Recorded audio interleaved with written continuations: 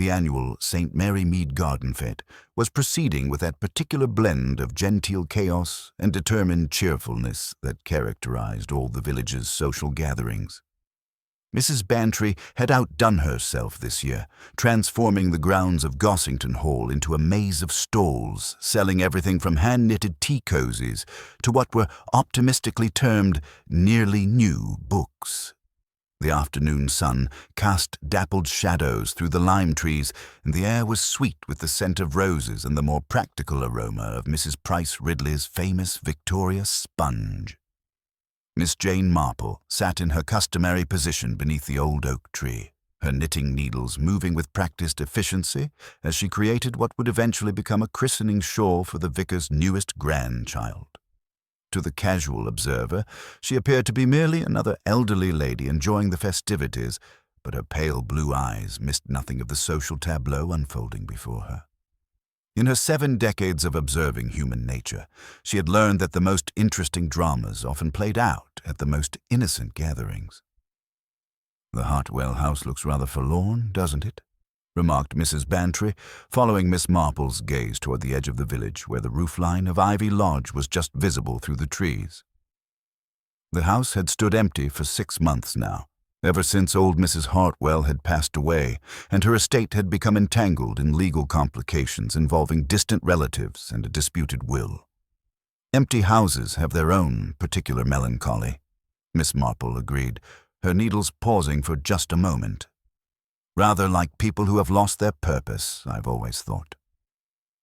Their conversation was interrupted by the arrival of Diana Harmon, the vicar's spirited niece, who had recently come down from London to help with parish duties. She was accompanied by a young man Miss Marple didn't immediately recognize. Tall, fair-haired, with a kind of restless energy that suggested he found village life rather tame after the excitement of the city. "Miss Marple, Mrs. Bantry," Diana called out cheerfully. "I'd like you to meet Peter Ashford. He's Mrs. Hartwell's great-nephew, come down to sort out the house at last." Peter Ashford stepped forward with a polite smile, though Miss Marple noticed a certain tension around his eyes. "Pleased to meet you both. I'm afraid I'm rather out of my depth with all the legal business. The solicitors have been most thorough." "These things do take time," Mrs. Bantry said sympathetically. "Though I must say, it will be nice to see the house occupied again. Empty houses attract the oddest rumors." "Rumors?" Peter's attention sharpened noticeably. Diana laughed. "Oh, the usual village nonsense. Mysterious lights, strange sounds. Mrs. Price Ridley swears she heard a baby crying from the upstairs windows last Tuesday night, though how she could possibly hear anything from her cottage half a mile away is beyond me." Miss Marple's knitting needles had stopped moving entirely now. "A baby crying, you say?" "Complete nonsense, of course," Diana continued. "The house has been locked up tight for months, though I must admit, when Peter and I walked past yesterday evening, I could have sworn I saw a light in one of the upper windows. Just for a moment." Peter Ashford's face had gone rather pale. "You saw a light? Which window?" "The nursery, I think. The room with the painted ceiling, you know, the one with all the little angels. Your great-aunt showed it to me once when I was a child. She said it had been prepared for the baby that never came." The silence that followed was heavy with unspoken thoughts. Miss Marple had resumed her knitting, but her mind was working with characteristic precision. A baby crying in an empty house, particularly in a nursery that had been prepared for a child that never arrived. Such details were rarely coincidental in her experience. "Perhaps we should investigate," suggested Mrs. Bantry with the enthusiasm of someone whose afternoon had suddenly become much more interesting. "Oh, I hardly think that's necessary," Peter said quickly. "I'm sure there's a perfectly reasonable explanation. Old houses settle, pipes make noises, that sort of thing." But his protest was cut short by a sharp exclamation from across the garden. Mrs. Clement, the vicar's wife, was standing near the refreshment tent, her face turned toward the village beyond the garden gates. Her expression was one of startled concern. "Good heavens!" she called out, her voice carrying clearly across the suddenly quiet garden. Listen." In the hush that followed, it came clearly on the still air. Thin, high-pitched, and unmistakably distressing.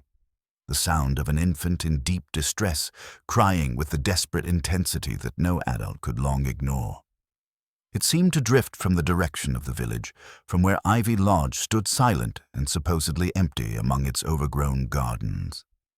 The effect on the garden party was immediate and profound. Conversation stopped mid-sentence. Teacups were set down with trembling hands. Several of the ladies moved instinctively toward the sound, as if drawn by some primitive maternal instinct. Peter Ashford had gone completely white. "That's impossible," he whispered. "Absolutely impossible." But Miss Marple was already rising from her chair, her knitting carefully folded and tucked into her bag. She had heard many sounds in her long life, and she knew the difference between the cry of a living child and the tricks that wind and imagination could play on the mind. This was neither. "I think," she said quietly, her voice carrying despite its gentle tone, "that we should perhaps pay a visit to Ivy Lodge. After all, if there is a child in distress." She left the sentence unfinished, but her meaning was clear. Whatever was happening at the empty house, it required investigation. And Miss Marple, who had learned long ago that the most innocent explanations were often the most dangerous, intended to discover exactly what secrets lay hidden behind those dark, supposedly vacant windows. The baby's cry came again, fainter now, but no less disturbing, floating across the peaceful English countryside like a voice from beyond the grave. And Miss Marple, gathering her shawl about her shoulders, prepared to follow where that impossible sound would lead, into the heart of a mystery that would prove far darker and more complex than anyone at the garden party could possibly imagine. The afternoon sun continued to shine, the roses continued to bloom, and the village of St. Mary Mead continued to look as peaceful and innocent as any village in England. But Miss Marple knew better. She had learned, through long experience, that evil often wore the most ordinary of faces, and that the most terrible secrets were often hidden in the most familiar places. As the small group prepared to leave the garden party and investigate the mysterious sounds from Ivy Lodge, Miss Marple caught sight of a figure standing at one of the upper windows of a cottage near the village green. The figure was there for only a moment before stepping back into the shadows, but it was long enough for Miss Marple to notice the expression of intense, almost desperate interest with which they had been watching the proceedings. Someone, it seemed, was very concerned indeed about what might be discovered at the empty house. And in Miss Marple's experience, such concern usually indicated a very guilty conscience indeed. The small procession that made its way from Gossington Hall toward Ivy Lodge had lost much of the garden party's earlier gaiety. Miss Marple walked with her customary measured pace, her sharp eyes taking in every detail as they approached the house. Peter Ashford strode ahead with jerky movements, his nervousness increasingly apparent, while Diana Harmon kept pace beside him. Mrs. Bantry had insisted on coming along, bringing Colonel Melchett, the chief constable, who had been sampling refreshments when the disturbance occurred. The house presented a melancholy picture. Ivy crept across the grey stone facade with determined persistence, reaching toward windows that stared blankly like unseeing eyes. The garden had surrendered to nature's encroachment. Roses grew wild and unpruned, their blooms heavy and overblown. The gravel drive was thick with weeds, and the whole property had that particular air of abandonment that speaks of more than mere vacancy. "I haven't been inside since the funeral," Peter said, fumbling with an impressive collection of keys. His hands were trembling slightly, a detail Miss Marple noted with interest. "The solicitors gave me these last week, but I've been putting off going through her things." The front door swung open with a creak, revealing a hallway thick with dust and the musty smell of disuse. Afternoon light filtered weakly through grimy windows, creating patterns on worn carpet that had once been elegant. A grandfather clock stood silent against one wall, its hands stopped at 3:20. The silence inside was absolute and somehow more disturbing than the crying had been. Miss Marple paused in the hallway, her head tilted as if listening for something beyond ordinary hearing. "The nursery is on the second floor," Peter said, his voice unnaturally loud in the stillness, "though I can't imagine why anyone would be up there." They climbed the stairs in single file, their footsteps raising small clouds of dust. The upper floor was darker, windows shuttered from inside. Peter led them down a corridor until they reached the room at the far end. The nursery door stood slightly ajar. Colonel Melchett stepped forward with authority. "Now then, let's have a proper look." He pushed the door fully open. The nursery was surprisingly well preserved. The painted ceiling Diana had mentioned was covered with cherubic angels floating among clouds, their faces serene and unsettling in the dim light. A rocking horse stood in one corner, paint faded but showing traces of dappled gray. There was a cradle, empty and still, and against one wall, toys that had never been played with. The room was unquestionably empty of any living presence. "You see," Peter said, relief palpable in his voice, "there's nothing here, just an old woman's sad memories." Miss Marple, however, had moved about the room with particular attention. Near the fireplace, she noticed the Persian rug's pile was flattened in a small, distinct circle, as if something heavy had stood there recently. Stooping ostensibly to retie her shoe, she deftly plucked a single strand of bright blue synthetic yarn caught in the rough fibers, quite unlike the natural materials of the antique furnishings. "How very interesting," she murmured quietly. "Well then," Colonel Melchett declared, "empty house, no baby, just village superstition. I suggest we return to the fete." As they turned to leave, a sound drifted up from below. Not crying this time, but a rhythmic thudding, then a clatter from the direction of the kitchen. "That was definitely from downstairs," Diana whispered, catching Miss Marple's arm. They descended quickly. The kitchen door was shut, and from inside came a sudden silence more alarming than any noise. Peter turned the handle abruptly. The room appeared empty, but a pot rocked slightly on the stove as though just set down. On the table stood a bottle of milk, uncorked, beside a small enamel saucepan. A folded square of clean muslin lay neatly beside it. Mrs. Bantry gave a small, inarticulate sound. "Someone has been preparing a feed for a baby." Miss Marple nodded thoughtfully, her pale blue eyes taking in every detail. The evidence was unmistakable. Someone had been here, and recently. But who? And more importantly, where was the child whose cry had so disturbed the peaceful afternoon? The mystery of Ivy Lodge was deepening with each discovery, and Miss Marple sensed they were only beginning to uncover its secrets. The small party's return to the village created the sort of ripple effect that Miss Marple had observed countless times in her long experience of human nature. News in St. Mary Mead traveled with the efficiency of a well-oiled telegraph system, transmitted through strategic pauses at garden gates, meaningful glances across shop counters, and the particular tone of voice reserved for truly significant gossip. By the time they reached the green, a small crowd had gathered near the war memorial, ostensibly admiring the late Roses but actually positioning themselves for optimal information gathering. Mrs. Price Ridley stood at the center, her considerable presence commanding attention as she held forth on her prescient observations. "I told everyone something was amiss," she declared triumphantly to her audience. "Tuesday night, just after 10 o'clock. A baby crying from that nursery window clear as day. Most distressing sound I've ever heard." Miss Marple paused in her steady progress homeward, her pale blue eyes taking in not just Mrs. Price Ridley's pronouncement, but the reactions it provoked.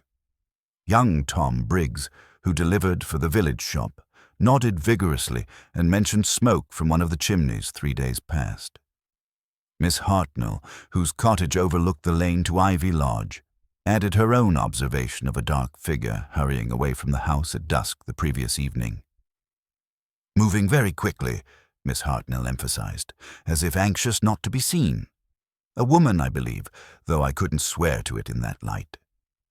Colonel Melchett had taken charge of the house keys and was explaining with official gravity that a thorough investigation would commence the following morning. Peter Ashford stood slightly apart from the group, his earlier nervousness having evolved into something approaching panic. Miss Marple noted how his eyes kept darting toward the Blue Boar Inn, where a young woman was scrubbing the front step with unusual vigor. Dr. Haydock approached Miss Marple as the crowd began to disperse. "Peculiar business, Jane," he said quietly. "Though it reminds me of something. A young woman came to my surgery last week. Stranger to the area, wouldn't give her name. Very agitated, asking about colic remedies. Seemed quite desperate." "How interesting," Miss Marple murmured. "Did you notice anything distinctive about her?" "Heavy coat, despite the warm weather, and a blue knitted scarf. Rather bright blue, synthetic material. Not the sort of thing one sees locally." Miss Marple's hand moved instinctively to her handbag, where a strand of bright blue yarn lay carefully wrapped in her handkerchief.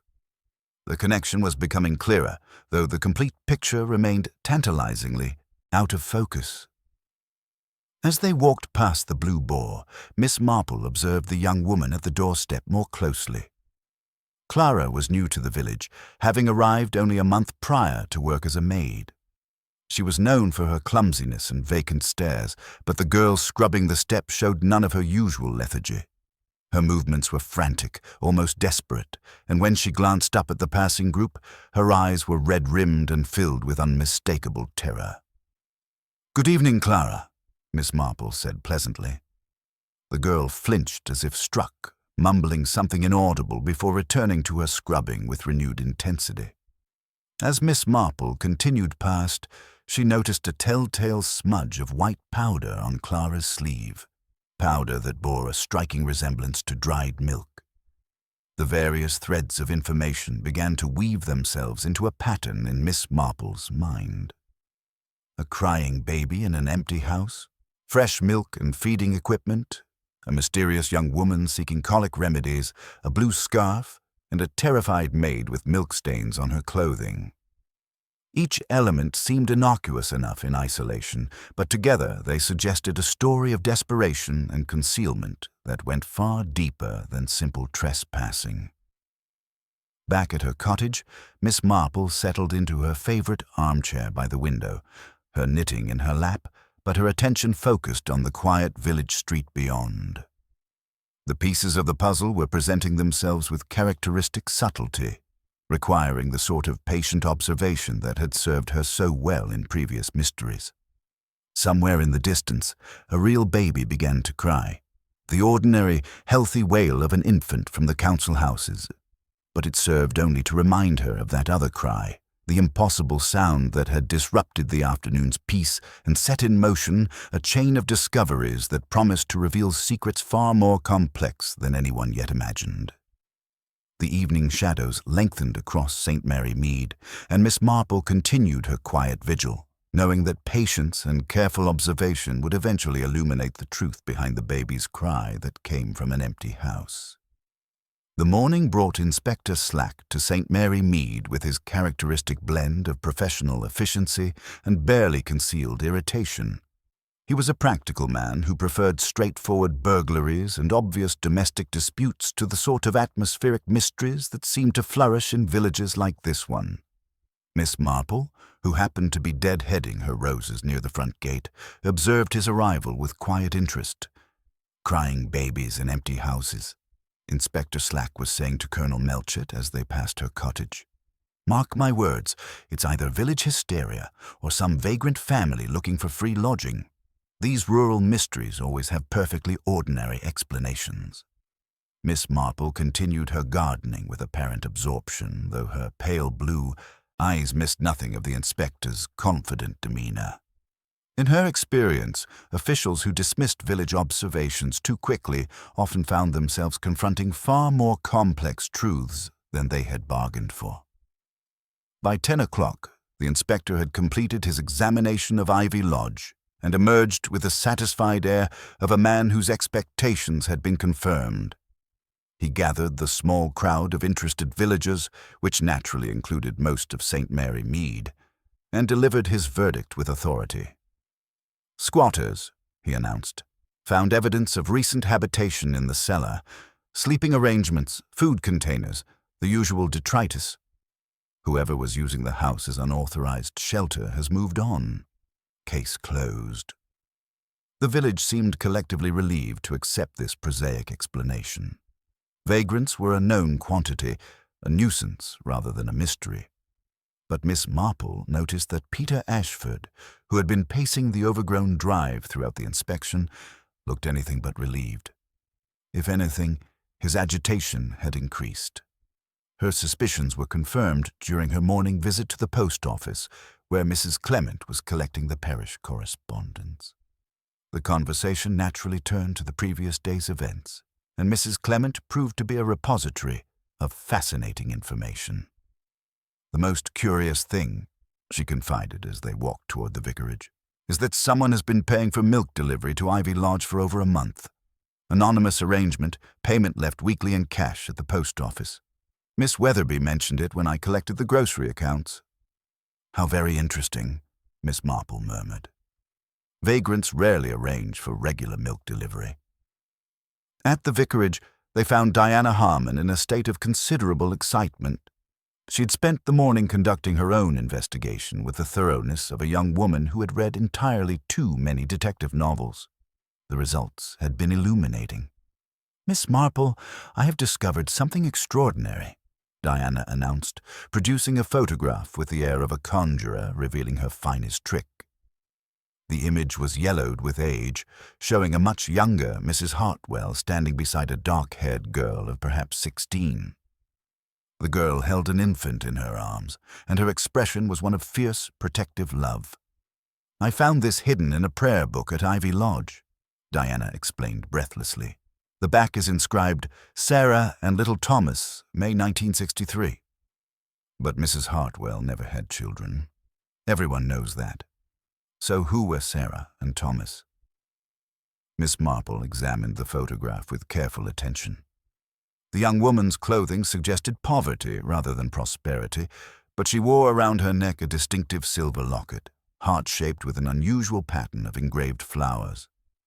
Most significantly, her face bore the unmistakable stamp of desperate determination that Missy Marple had observed in mothers protecting their children. "Family photographs are rarely hidden without good reason," Miss Marple observed quietly. "They represent either great shame or great love, sometimes both." Their discussion was interrupted by Peter Ashford's arrival at the vicarage. He looked considerably more haggard than he had the previous day, his eyes bloodshot and his collar askew. When he saw the photograph in Diana's hands, his face went completely white. "You shouldn't have taken that," he said sharply. "The house and its contents are still under legal review. You had no right to remove anything." "I had every right to investigate a possible child in danger," Diana retorted, "unless you can explain who Sarah was and why your great-aunt kept her photograph hidden." Peter's hands were trembling visibly. "Sarah was nobody important. A servant girl who got herself into trouble. My great-aunt helped her, that's all. Ancient history." But his voice carried the particular strain that Miss Marple had learned to recognize in people telling partial truths. The photograph clearly meant far more to him than he was willing to admit. "Ancient history has a way of repeating itself," Miss Marple observed gently, "particularly when it involves secrets that were never properly resolved. Tell me, Mr. Ashford, does the name Thomas hold any particular significance for you?" The effect was electric. Peter Ashford turned and fled from the vicarage without another word, leaving behind a silence heavy with unspoken implications. Later that afternoon, Miss Marple made her way to the Blue Boar under the pretext of delivering a parish magazine. She found the establishment in some disarray. Clara, the maid whose behavior had seemed so suspicious the previous day, had departed suddenly that morning, leaving only a hastily scrawled note about family troubles in London. "Packed her things and ran," Mrs. Crump complained. "Left me short-handed for the lunch trade, though she did leave some bits behind in her hurry." Among Clara's abandoned possessions, Miss Marple discovered a crumpled receipt from a chemist in Much Benham. The items listed told their own story: infant formula, gripe water, and a packet of bright blue knitting wool. As Miss Marple walked home in the lengthening afternoon shadows, the various threads of the mystery began to weave themselves into a clearer pattern. A hidden photograph of a young mother and her child, an heir who reacted with panic to questions about the past, a terrified maid who had been caring for an infant in secret, anonymous payments ensuring regular milk delivery to an empty house. The pieces were falling into place with the inexorable logic of human nature under pressure. But Miss Marple knew that the most dangerous moment in any mystery came when the guilty party realized their secrets were being uncovered. Clara's sudden flight suggested that moment had already arrived, and with it, the possibility that an innocent child might pay the price for adult sins buried too long in the shadows of the past. The morning brought a persistent drizzle that seemed to settle over St. Mary Mead like a grey shroud, driving the villagers indoors where speculation flourished with greenhouse intensity. Miss Marple, armed with her mackintosh and an unshakable determination to understand the previous day's events, began her investigation in the most logical place: the post office, where information flowed as regularly as the morning mail. Miss Weatherby, who prided herself on discretion while possessing an encyclopedic knowledge of village affairs, proved most illuminating when approached with a proper combination of gentle inquiry and appreciative listening. The ledger she produced showed the anonymous milk delivery payments in meticulous detail, each week's contribution left in a plain envelope through the after-hours slot. Most peculiar arrangement, Miss Weatherby confided, adjusting her spectacles to review the entries. Began exactly 6 weeks ago, always the precise amount, never a penny over or under. The sort of methodical approach that suggests careful planning rather than desperate improvisation. From the post office, Miss Marple proceeded to Mr. Abernethy's chemist shop, where her inquiry about throat lozenges naturally led to discussion of recent unusual requests. The chemist, who combined professional discretion with an irrepressible curiosity about human nature, was eager to share his observations about Clara's visits. Poor girl seemed completely overwhelmed, he explained, leaning confidentially across the polished counter. Asked specifically about paregoric for infant colic. Haven't dispensed that in decades, of course. She was reading from a list written in a very shaky hand. Elderly person's writing, I'd say. When she dropped it, I noticed the paper was headed Ivy Lodge in faded letterhead. This detail struck Miss Marple with particular force. Clara had not been acting independently, but following instructions from someone with intimate knowledge of old-fashioned remedies and access to the empty house's stationery. The implications suggested a conspiracy involving multiple generations, each carrying forward secrets from the past. Her contemplation was interrupted by Dr. Haydock's arrival with news that cast the mystery in an altogether more sinister light. Clara had been found unconscious at Much Benham railway station, victim of what appeared to be a deliberate assault. She remained in critical condition at the county hospital, unable to provide any information about her attacker or her reasons for fleeing St. Mary Mead. The police are treating it as robbery, Dr. Haydock explained grimly. But she was found clutching a torn photograph fragment showing part of an infant's face. Hardly the sort of thing a common thief would be interested in. Miss Marple felt the familiar chill that accompanied the realization that a mystery had taken a violent turn. Clara's assault was not random. It was a deliberate attempt to silence someone who knew too much about the crying baby and the secrets of Ivy Lodge. Seeking clarity through historical context, Miss Marple made her way to the vicarage, where Mrs. Clement maintained the parish records with exemplary care. The leather-bound registers dating back to the 1960s proved revelatory when examined with the proper questions in mind. There was indeed a family tragedy, Mrs. Clement explained, producing the relevant volumes with scholarly precision. Mrs. Hartwell had a younger sister, Catherine, who fell pregnant out of wedlock in 1963. Terrible scandal at the time. the family sent her away to have the baby in secret. The child was born in May 1963, a boy named Thomas, but Catherine died shortly after childbirth. The baby was given up for adoption through a London agency. The photograph Diana had discovered suddenly acquired profound significance. Not a servant girl at all, but Mrs. Hartwell's sister, holding her doomed child in what must have been one of their final moments together. The expression of fierce maternal love now seemed heartbreakingly poignant. A young woman who somehow knew she would not live to raise her son. Miss Marple's investigation was interrupted by Peter Ashford's unexpected appearance at the vicarage. He looked haggard and desperate, his earlier nervousness having evolved into something approaching panic. When he learned that Miss Marple had been researching the parish records, his composure finally cracked entirely. "You know about Thomas," he said, his voice barely above a whisper. "About what really happened. I know that your great-aunt's sister had a son who was given up for adoption in 1963, Miss Marple replied gently. What I don't understand is how that tragedy connects to the baby we heard crying yesterday.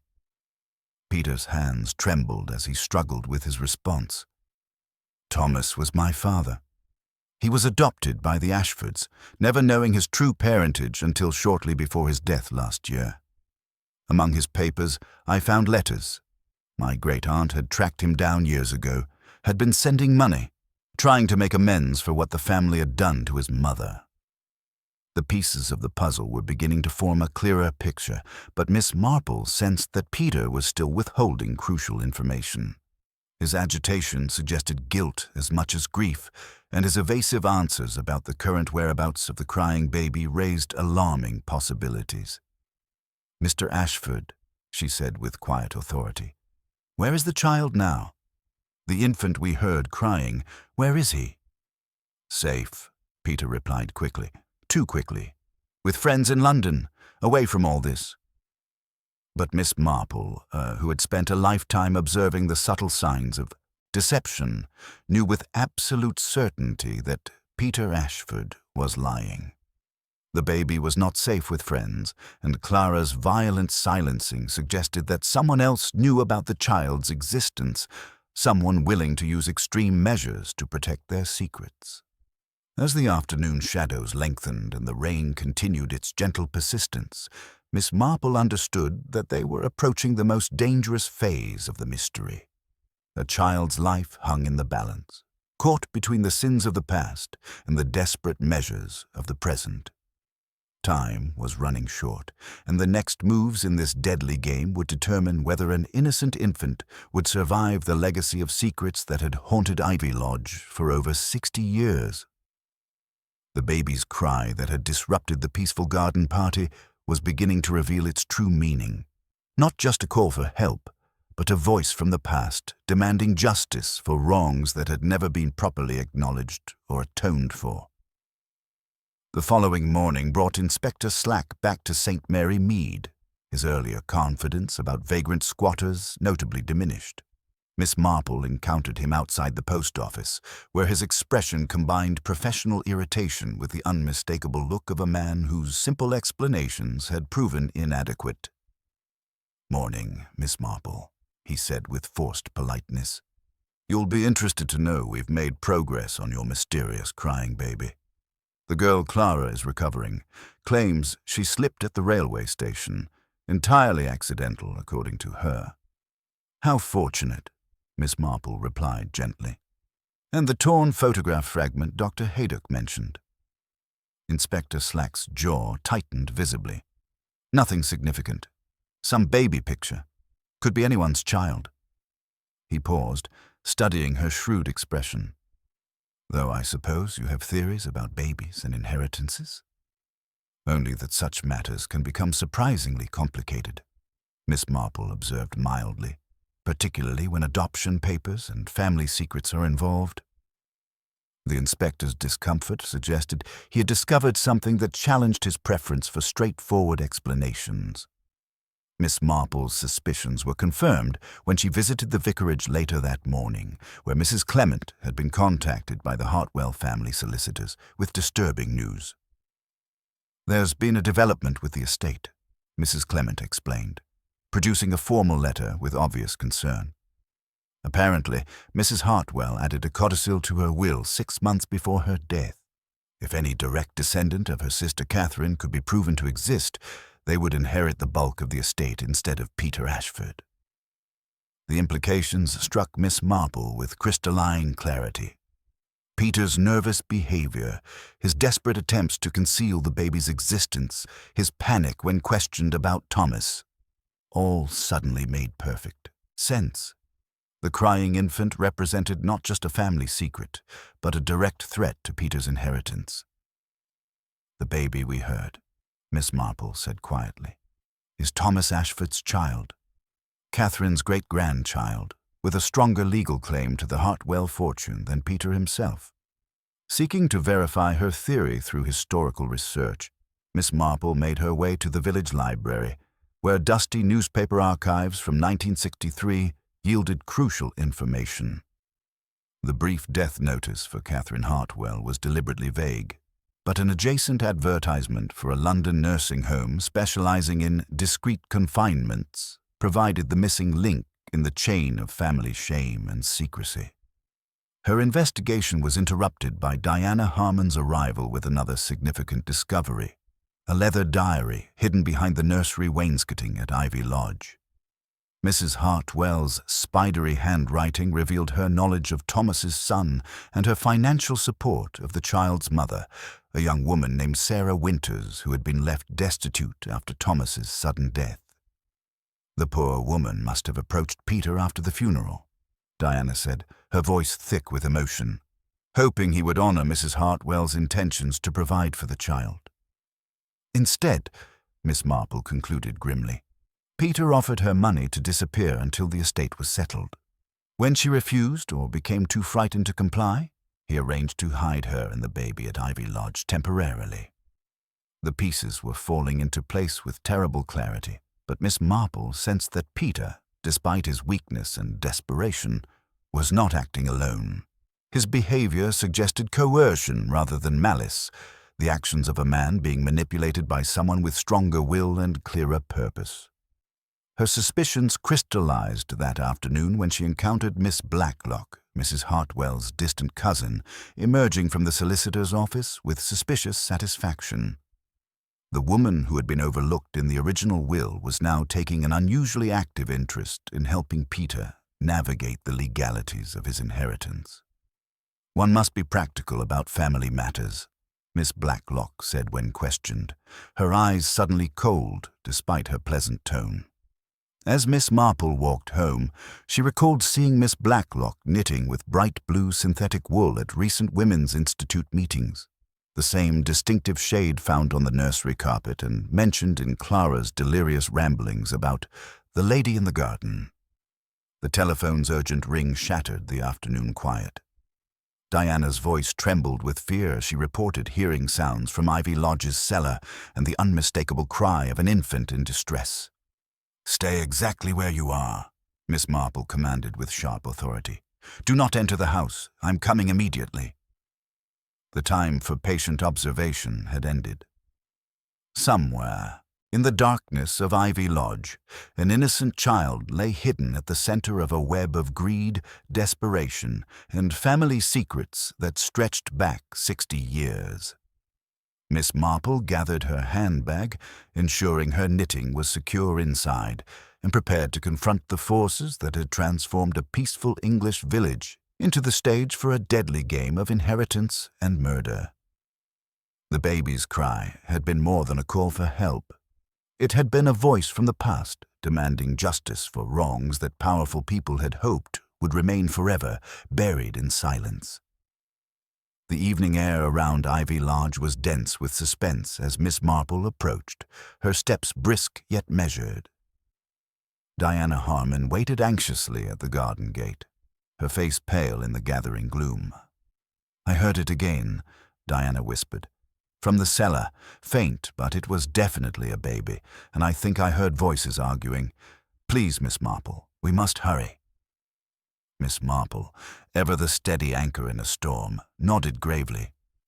"Desperate people do desperate things," We must proceed with caution." They entered the house, joined moments later by Inspector Slack, Colonel Melchett, and Dr. Haydock, summoned by Diana's earlier call. The group gathered before the narrow door beneath the staircase, the air sharp with the scent of damp and old stone. Inspector Slack produced the keys, and with a reluctant creak, the door to the cellar yielded. As they descended, the thin, exhausted whimper of a child drifted up, unmistakable and heartbreaking. In the dim light of the cellar, the group found a pitiful scene: a makeshift bed, scattered infant supplies, and Sarah Winters, her face gaunt with terror and exhaustion, clutching her baby. Standing over her, revolver in hand, was Miss Blacklock, her customary pleasantness gone, replaced by cold, determined fury. Peter Ashford, white-faced and trembling, leaned against the wall, his guilt and confusion writ large. Miss Blacklock's voice was sharp as she registered the newcomers. "You should have stayed out of this, Miss Marple. You and your interfering friends have ruined everything." Miss Marple's gaze did not waver. "On the contrary, Miss Blacklock, it is you who have brought ruin upon yourself and upon this child, who has done no wrong but exist." The confrontation escalated as Miss Blacklock revealed her motives: years of resentment at being passed over by the Hartwell family, the codicil to the will threatening her promised inheritance, and her plan to remove the threat the child represented. She confessed to orchestrating the confinement of Sarah and the baby, manipulating Peter's weaknesses, and even attempting to poison the infant with paregoric under the guise of keeping him quiet. Peter, racked with remorse, stammered, "I didn't know. She said it would help, that it was just to keep the baby from crying. I never meant—" Sarah, clutching her child, glared at both her captors. "You let her do this. You stood by and did nothing." Inspector Slack edged closer, while Diana, on Miss Marple's signal, slipped upstairs to call for immediate medical assistance. Miss Marple, meanwhile, spoke with the quiet authority that so often cut through bluster and fear.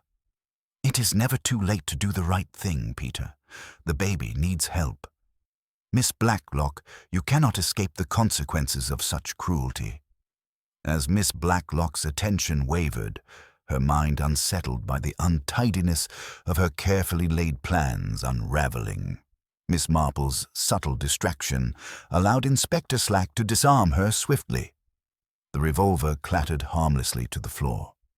Dr. Haydock immediately attended to the infant, confirming signs of dehydration and paregoric poisoning, but holding out hope for recovery if treated at once. As the police led Miss Blacklock away, her composure finally shattered. She hissed, "I only took what I deserved. The Hartwells never cared for me, never gave me what I earned." Her words echoed with bitterness, but no remorse. Peter slumped to the floor, weeping openly, his complicity laid bare to all.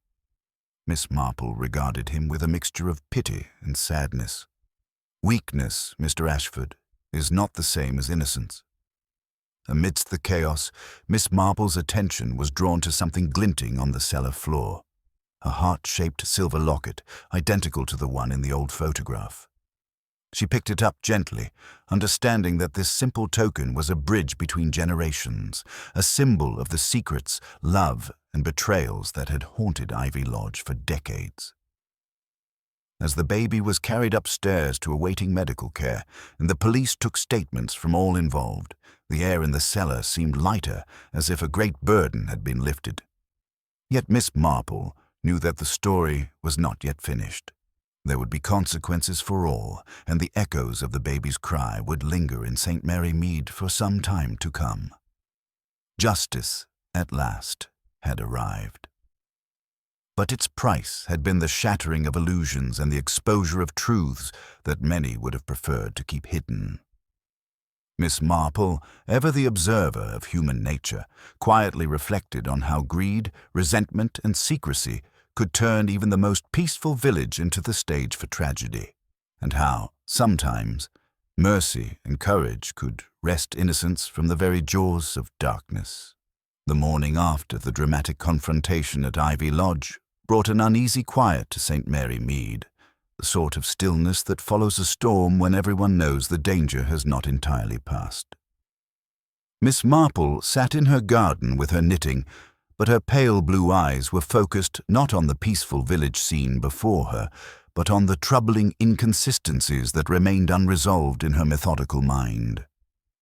Dr. Haydock's early visit confirmed her suspicions that the case was not as neatly concluded as Inspector Slack believed. The infant, now safely recovering at the ER. County Hospital, was responding well to treatment, but Sarah Winters remained in a state of profound distress that went beyond relief at her rescue. "She keeps insisting someone else was involved," Dr. Haydock reported, settling into Miss Marple's garden chair with evident concern. "Says Miss Blacklock wasn't acting alone, that there was someone else who knew about the cellar arrangement. Someone she fears even more than Miss Blacklock herself." Miss Marple's knitting needles paused thoughtfully. "Fear is a very revealing emotion, Doctor. It often points toward the true source of power in any conspiracy." Her observation proved prescient when Diana Harmon arrived with disturbing news from her morning visit to Peter Ashford. The young man, far from showing relief at Miss Blacklock's arrest, had become increasingly agitated, pacing his rooms at the Blue Boar and muttering about promises that can't be kept and debts that won't disappear. "He's terrified of something," Diana reported. "When I mentioned that the police might want to question him further, he went completely white and started talking about leaving the country immediately." Miss Marple set down her knitting with quiet deliberation. "How very interesting. Mr. Ashford's behavior suggests he believes the danger has not passed with Miss Blacklock's arrest. That implies someone else holds power over him, someone still free to act." The pieces of a larger puzzle began to arrange themselves in Miss Marple's mind. Miss Blacklock's confession had been too neat, too complete, protecting someone whose involvement she dared not reveal. The anonymous milk payments, the precise timing of events, the legal knowledge required to orchestrate such a complex deception, all pointed to an accomplice with professional expertise and ongoing influence.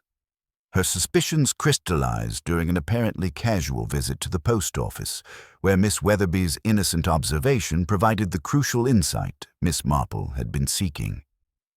"Such a worry about poor Mr. Ashford," Miss Weatherby confided. "His family solicitor was here yesterday, most concerned about the young man's state of mind. Mr. Edmonds from the firm in Much Benham, been handling Hartwell affairs for decades.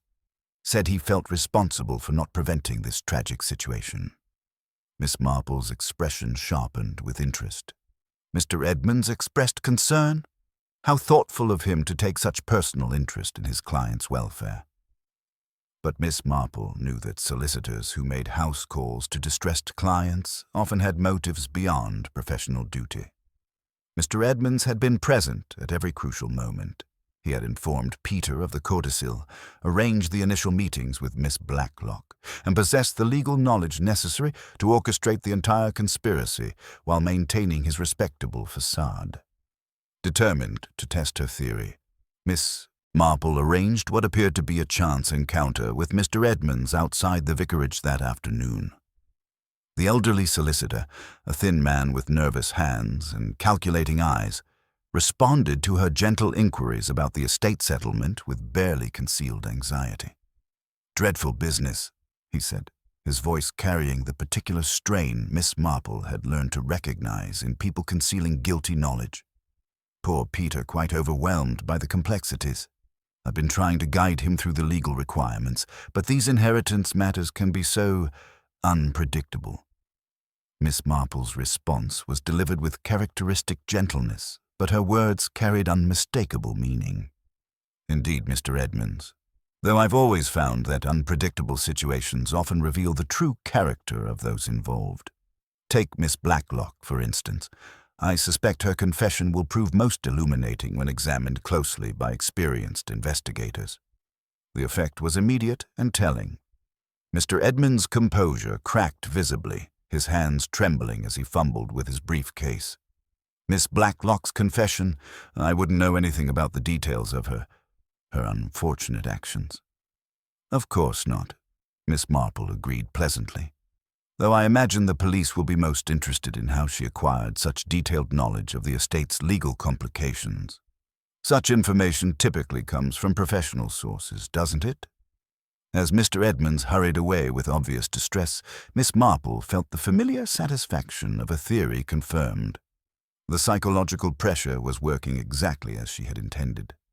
Like many criminals who believed themselves safely hidden behind respectable facades, Mr. Edmonds would now be consumed by the fear of discovery, leading inevitably to the mistakes that would expose his involvement. The trap was set. Miss Marple had planted the seeds of panic that would force the true architect of the conspiracy into revealing himself. The baby's cry from the empty house had been more than a call for help. It had been the voice of justice demanding that all the guilty parties, not just the obvious ones, face the consequences of their actions. As the afternoon shadows lengthened across St. Mary Mead, Miss Marple prepared for the final confrontation that would expose the complete truth behind the conspiracy that had nearly claimed an innocent child's life. The most dangerous moment in any investigation was approaching, when the guilty realized their carefully constructed deceptions were crumbling and desperate people prepared to take desperate measures to protect their secrets. The morning after Miss Marple's unsettling encounter with Mr. Edmonds brought a deceptive calm to St. Mary Mead, the sort of stillness that precedes the final movement of a carefully orchestrated symphony. Miss Marple understood that desperate men, when cornered, often made their most revealing mistakes through the very attempts to escape exposure. Accordingly, she prepared what she privately termed her final examination of the village's most respected solicitor. The invitation. Extended with characteristic subtlety, Miss Marple arranged what appeared to be a perfectly innocent tea party for that afternoon. She invited Diana Harmon under the pretext of reviewing parish accounts that might require legal clarification and asked Dr. Haydock to call regarding her supposed rheumatism. Then, with the calculated precision of a chess master positioning pieces, she extended a personal invitation to Mr. Edmonds himself, suggesting that his professional perspective on recent village troubles would be most valuable. The solicitor arrived at precisely 4 o'clock, his manner outwardly composed, but carrying the subtle tension Miss Marple had learned to recognize in people harboring guilty secrets. She received him with her customary gentle warmth, pressing upon him the most comfortable chair and urging an extra slice of seed cake, all while her pale blue eyes observed every nuance of his behavior. The gentle pressure applied. "You must be quite exhausted, Mr. Edmonds," she observed mildly as she poured the tea, "with all these legal complications. Such a strain on the nerves when wills don't behave as one expects." His smile was brief and brittle. "It is my profession, Miss Marple.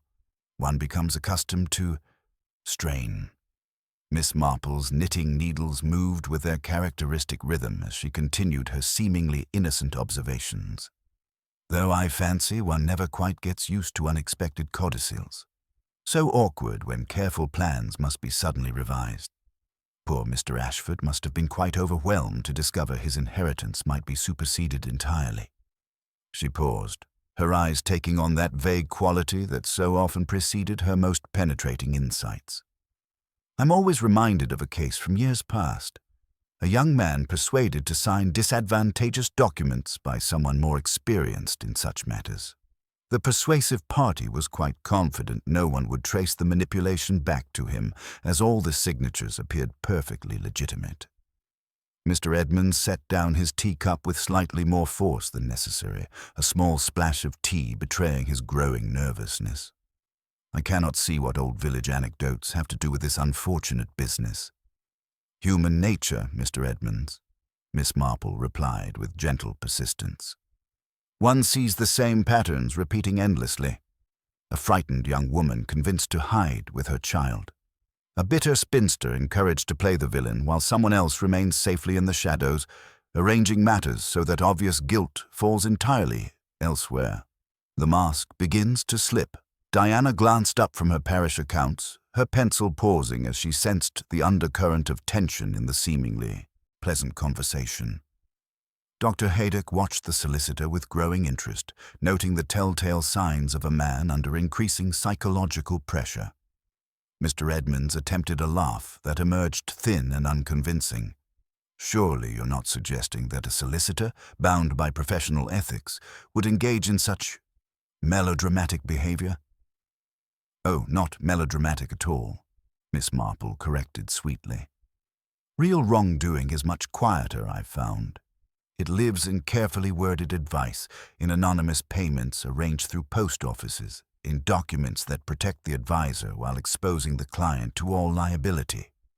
She leaned forward slightly, as if sharing a confidence. "The police have been most interested in those milk payment arrangements. Such precise handwriting in the amount of notations, very distinctive flourishes, particularly on the figure 2. For a heartbeat, silence reigned in the cozy sitting room. Then Mr. Edmonds' carefully maintained facade began to crack, revealing something harder and more calculating beneath the professional veneer.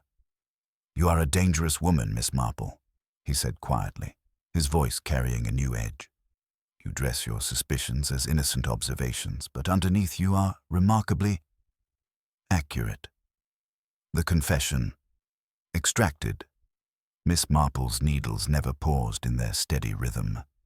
"Not dangerous at all, Mr. Edmonds. I merely notice resemblances. You remind me very much of a gentleman I once knew who couldn't resist explaining his cleverness once he believed someone had truly understood what he had accomplished." It was the final psychological nudge her test required, the invitation to vanity that she knew his type could never resist. Mr. Edmonds exhaled slowly, as if some inner struggle had reached its inevitable conclusion. "Do you know what the law truly rewards, Miss Marple?" he asked, his professional mask sliding away like an ill-fitting coat. "Not morality, but foresight. Whoever anticipates consequences controls outcomes. I merely directed matters toward a more rational resolution." "A rational resolution involving an infant hidden in a cellar." Miss Marple's voice remained gentle, but steel glinted beneath the surface.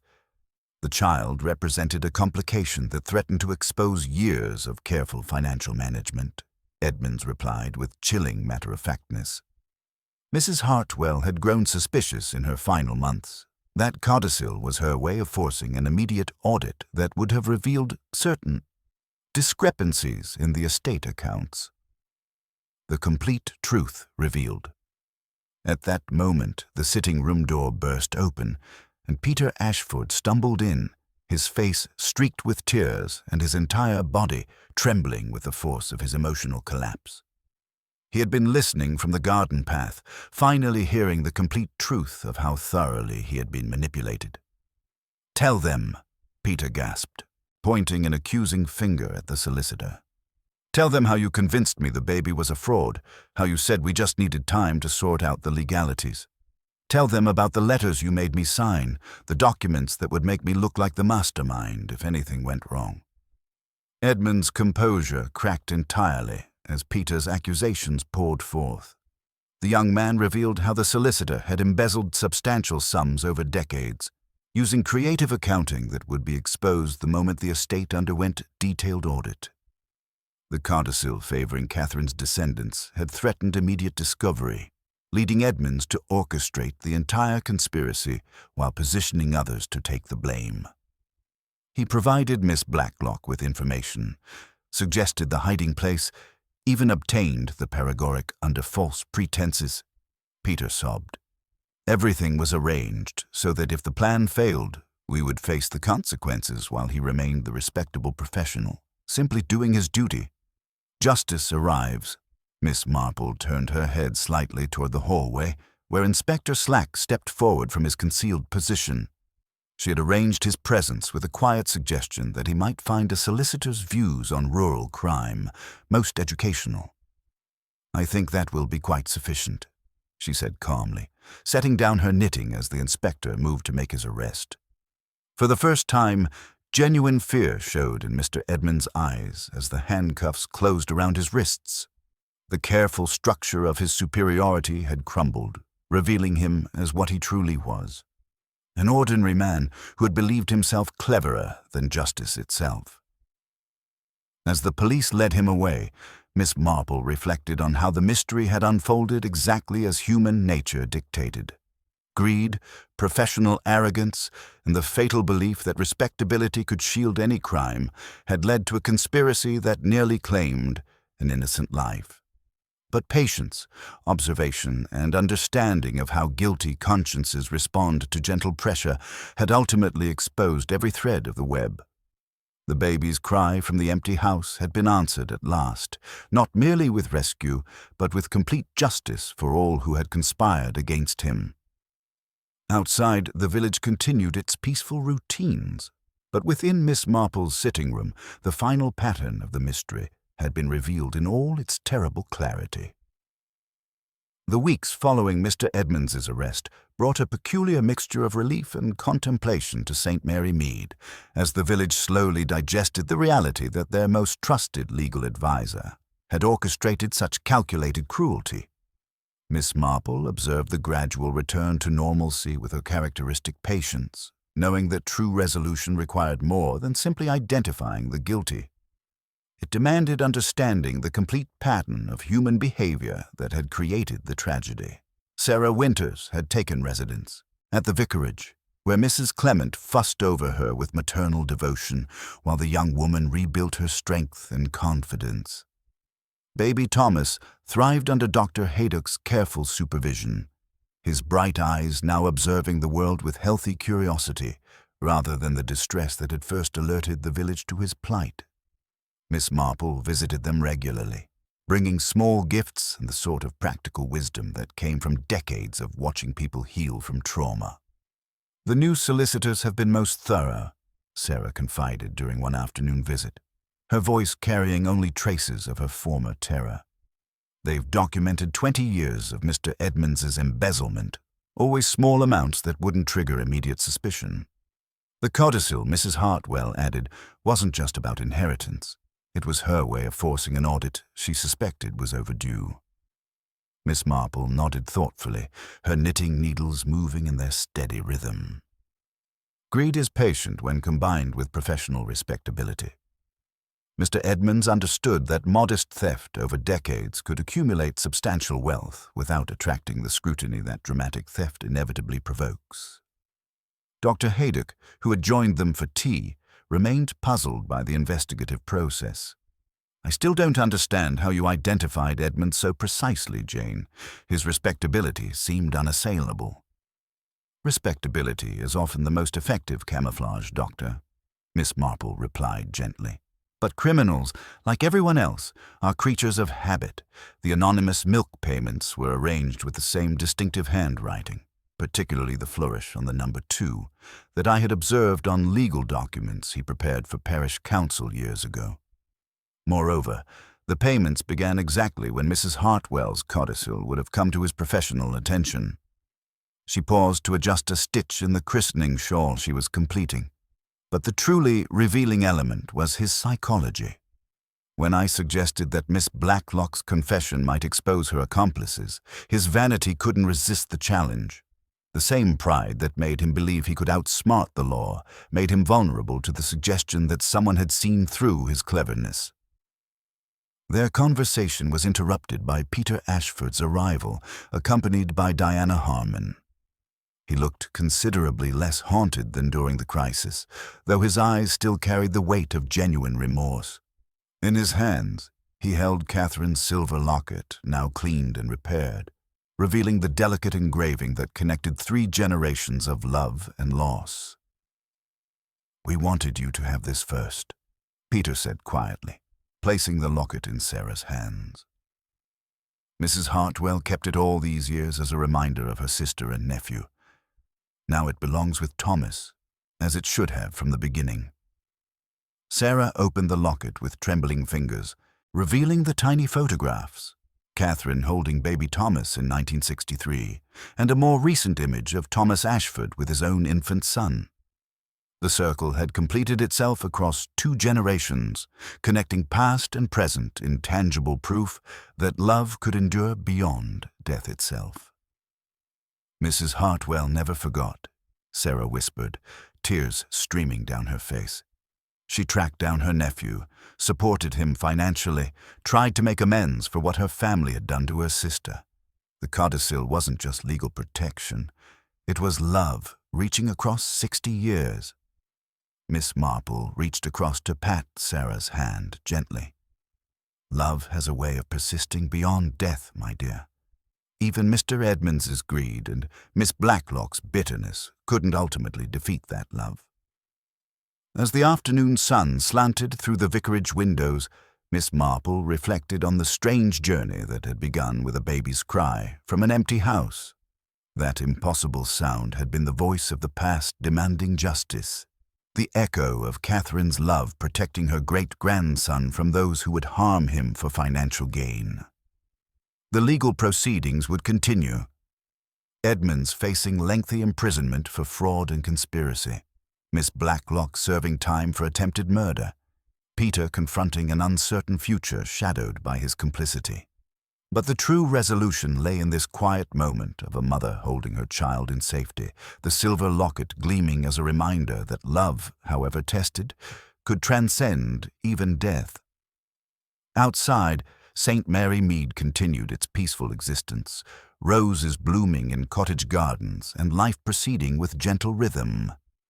Yet those who had lived through the mystery of Ivy Lodge would never forget how close evil had come to triumph, and how the patient observation of one elderly lady with knitting needles and pale blue eyes had ultimately ensured that justice, however delayed, was finally served. The baby's cry that had disrupted their garden party was now just memory, but its lesson remained. Even the smallest voice can bring down the mightiest walls of deception, provided someone is willing to listen with both ears and heart. The autumn air carried a crisp promise of winter when Sarah Winters appeared at Miss Marple's garden gate, baby Thomas bundled warmly in her arms. Her expression held that particular mixture of gratitude and lingering uncertainty that Miss Marple had learned to recognize in people who sensed that not all questions had been fully answered. "Miss Marple," Sarah began hesitantly, settling into the offered chair by the sitting-room fire. "There's something that's been troubling me.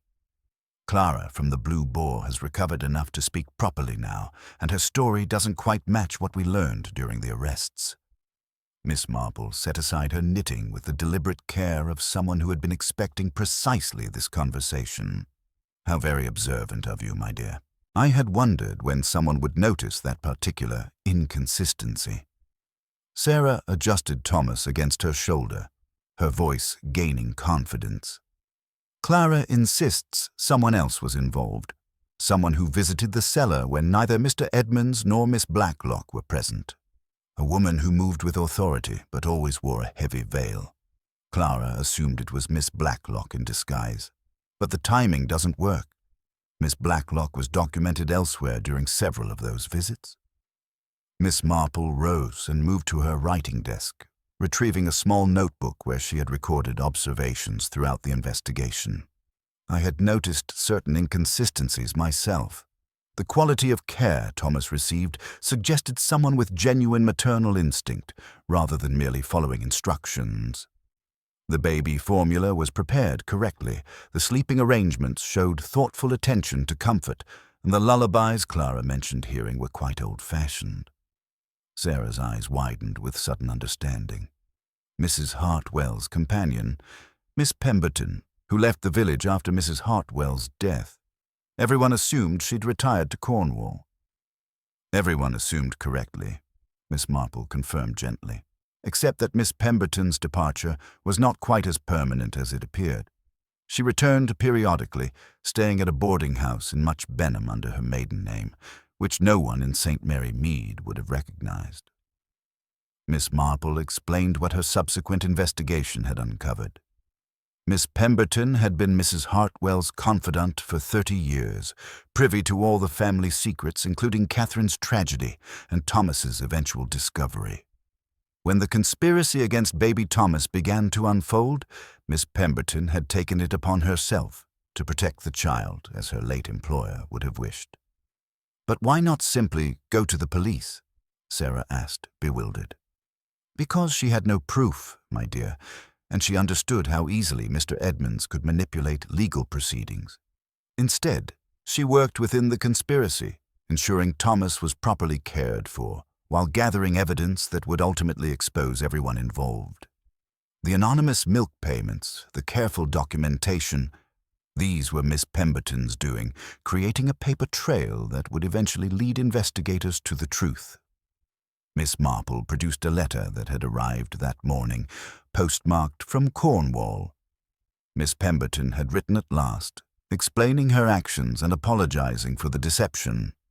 She had monitored the situation carefully, intervening only when absolutely necessary, trusting that Miss Marple's reputation for solving village mysteries would eventually bring the truth to light. She couldn't risk revealing herself earlier, Miss Marple read aloud, as Mr. Edmonds would have found ways to discredit her testimony. But she ensured Clara witnessed enough to corroborate the conspiracy, and she left clues. The blue yarn, the distinctive handwriting, knowing someone observant would eventually connect them. Sarah sat in stunned silence, absorbing this final revelation.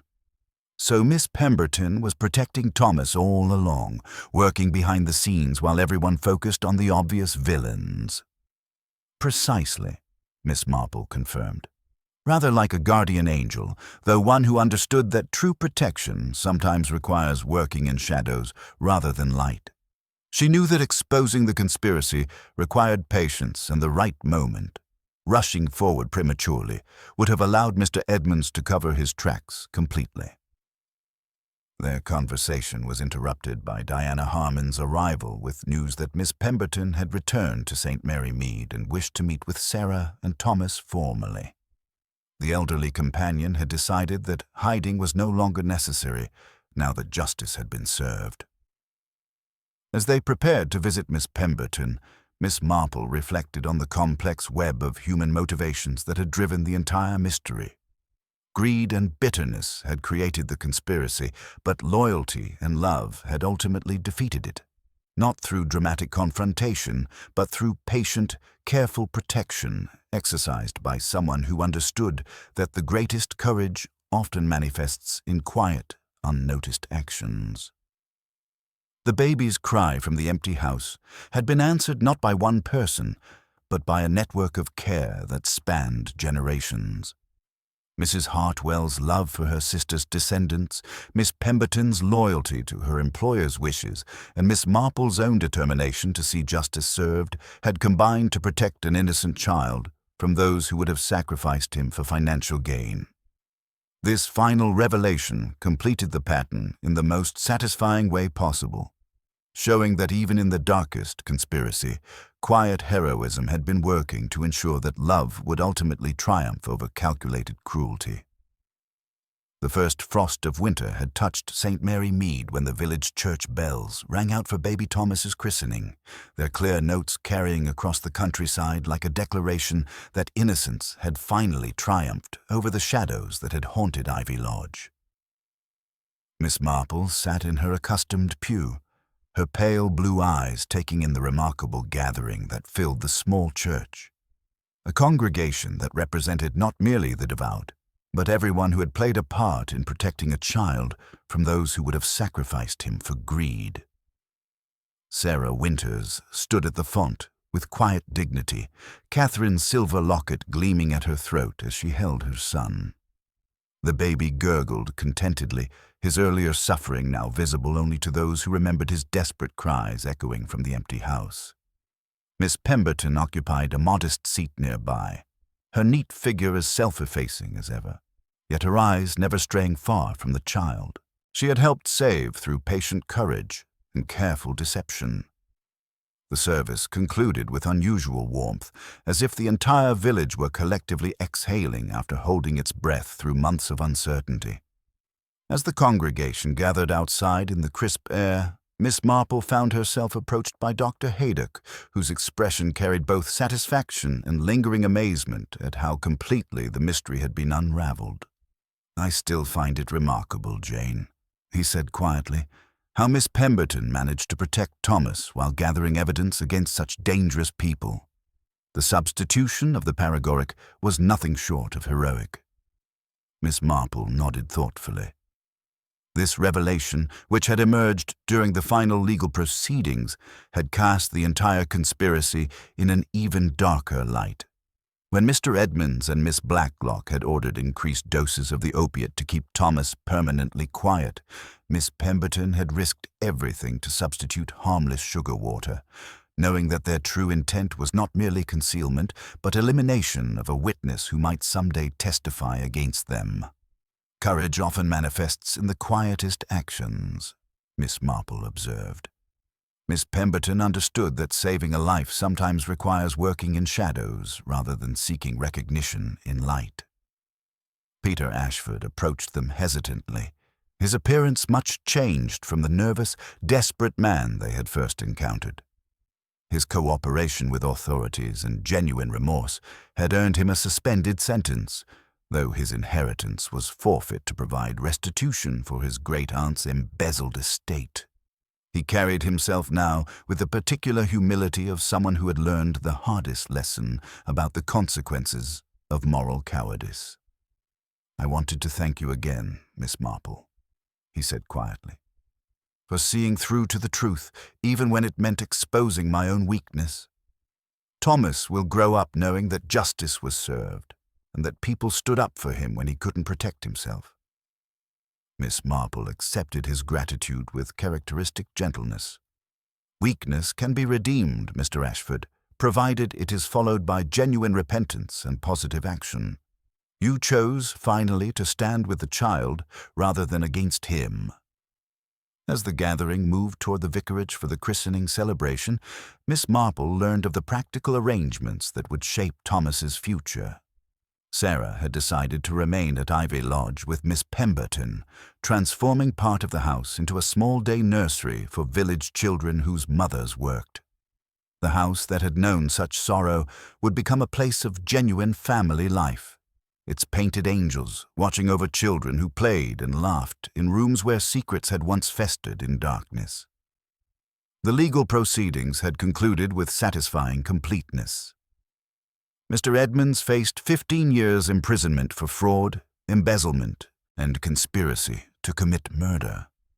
Miss Blacklock received 12 years for her role in the conspiracy and attempted poisoning. The evidence Miss Pemberton had carefully preserved, including the original paregoric bottles that proved premeditation, had ensured that justice was both swift and thorough. As afternoon shadows lengthened across the village green, Miss Marple reflected on the complex pattern of human nature the mystery had revealed. Evil had worn respectable faces and worked through institutional authority, but love, patient, sacrificial, and persistent, had ultimately defeated even the most carefully constructed conspiracies. The baby's cry that had disrupted their peaceful garden party had been more than a call for help. It had been the voice of the past, demanding justice for wrongs that powerful people had hoped would remain forever buried.